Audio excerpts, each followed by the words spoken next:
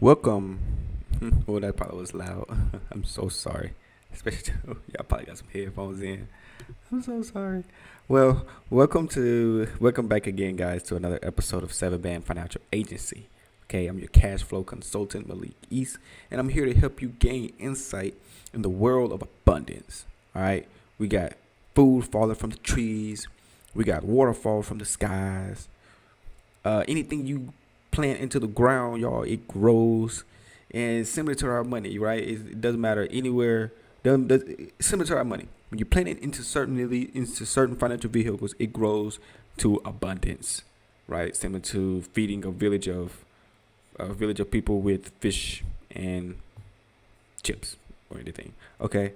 Anyways, in today's episode, we're just gonna dive deep, guys, into the world of numbers. Okay, what your eyes are about to witness is a lot of numbers. Okay, I'm just gonna pre-warn you guys now, letting you guys know that right now, and ladies, letting you ladies know right now. All right, it's gonna be a lot of numbers. All right, don't be alarmed. I'm just gonna take you guys down. I'm just gonna take you through there, so to show y'all how it is. Just follow me as I guide you through it. Okay. This is just going to be an illustration. Okay. So just so you don't overload your mind, we're just going to take a breath.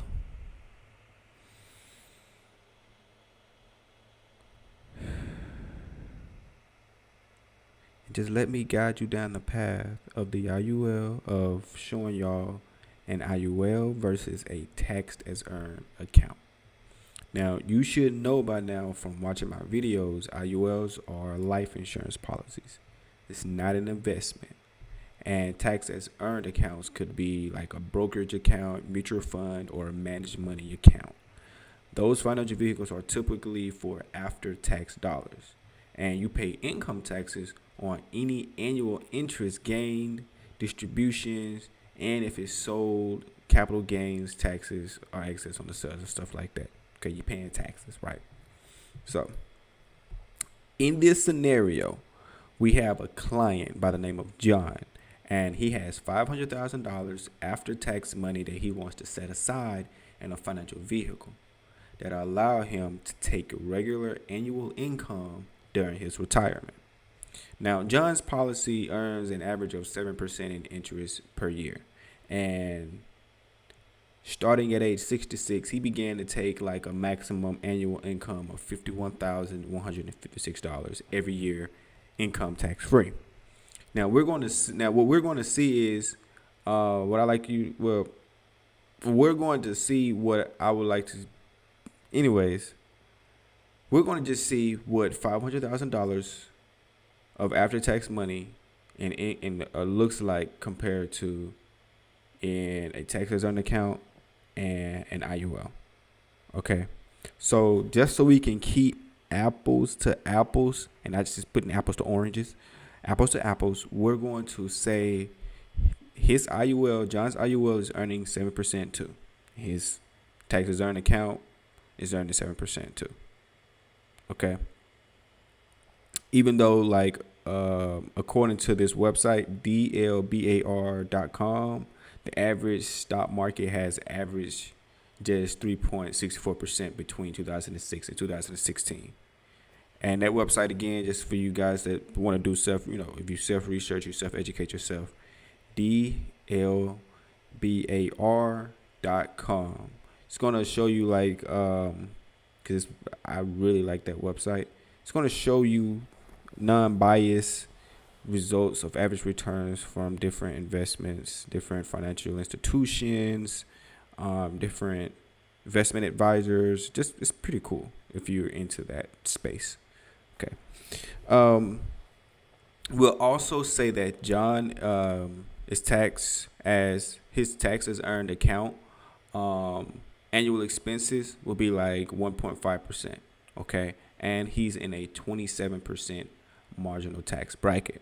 So in this next slide, when I get ready to pull this next slide up, okay, I want you guys to follow the arrows and just follow with me. Okay. All right. Boom, boom, boom, boom, boom, boom, boom, boom, boom, boom, boom, boom, Boom. All right. So you see the arrow? Yeah, got it. Got it yellow.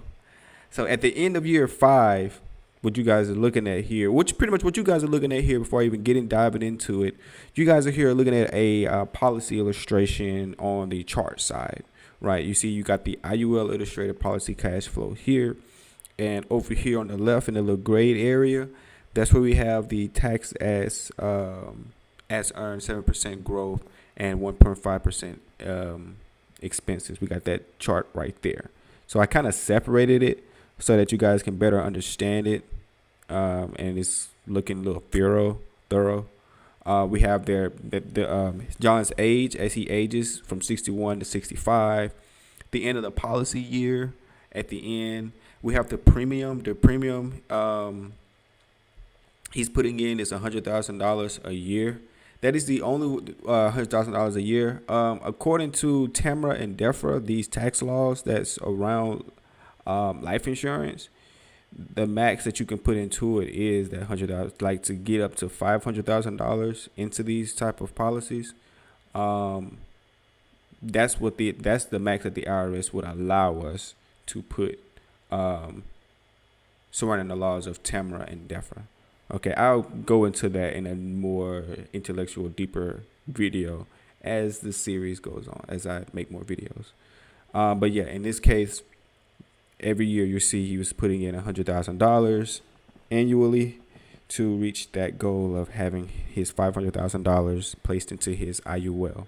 Once he has that into his IUL will be fully funded, max funded, and he'll be able to just pretty much just do with whatever he needs to do with it as he will. On the next column, we have the after-tax policy loans, the accumulation value. I'll explain all this as I go, just breaking it down to you guys, these columns. Cash value, death benefit, after-tax cash flow, and the account value as well. Okay, so as we see at the end of year 5, John's IUL accumulation value will be... Oh, yeah, so these are the two rows we're going to be looking at. We're going to be looking at the accumulation value, and we're going to be looking at the account value. So as we see by the end of year 5, like I said at first, John's IUL accumulation value will be $540.539. Well, not 539 cents. $540,539. Okay. Whereas his tax as earned account would be $555,564. The tax as earned account value will be higher than the IUL at this point because the IUL policies, they tend to be higher policy charges during the early years. And second, they're long-term vehicles, not individuals looking for like short-term growth or nothing like that. These IULs, they're just long-term vehicles, okay? So if John passed away during his early years, anything like that, his beneficiaries would receive the tax as earned account value as we see here on both of these right here. For his tax as earned account will be that $555,564, right? His family will receive that.